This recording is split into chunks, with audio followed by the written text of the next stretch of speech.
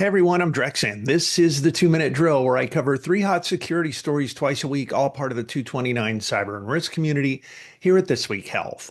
Today's 2 Minute Drill is brought to you by Enterprise Health, a health catalyst company. You need to get all your leaders on the same page when prioritizing risk. With Blueprint, you'll be able to prioritize and visualize data and build real accountability. Make unified risk management a reality with Blueprint. Learn more at enterprisehealth.com or come see the team in person at Vive. They'll be in booth 1437. Thanks for joining me today. Here's some stuff you might want to know about. DeepSeek, the new Chinese developed AI platform, has caused quite a buzz this week.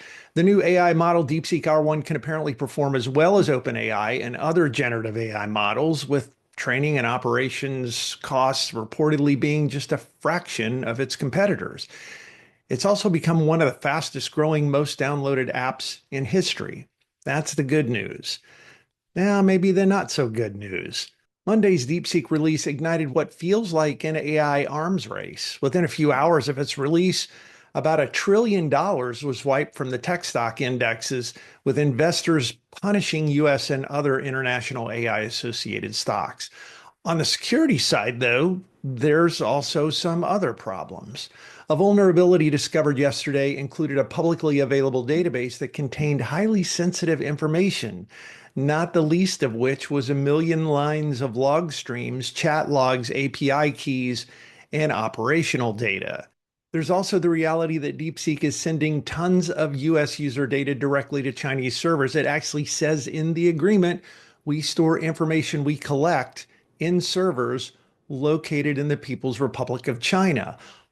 Also, earlier in the week, DeepSeek had to limit new signups because of, quote, a large-scale malicious attack. I know some of you love to test out new technologies. We're all kind of enamored with the whole generative AI models over the past couple of years. Everybody wants a new assistant. But here's my 2 cents after talking to several healthcare execs and tech execs this week. I'd say avoid downloading it at all at this point. You should realize that the data going to China includes text or audio inputs, any prompts that you ask, all the files you might upload for analysis, all the chat logs. It also logs your device model and operating system and IP address, and even your keystroke patterns. All that's a pretty good fingerprint of your online identity. And again, all the data is going to China, and that means regulation and management of privacy, all that's under Chinese jurisdiction, and that's probably not in alignment with what you'd expect from a US-based company. It also means the Chinese government can compel companies like DeepSeek to turn over data without due process or your consent. If you do download it, make sure you read the privacy policy and the terms of use. Don't just click through. Seriously, the terms on this allow the company to share your data with law enforcement, its other operating groups. Pretty much anything that you put into the model, they can pretty much do anything they want with that.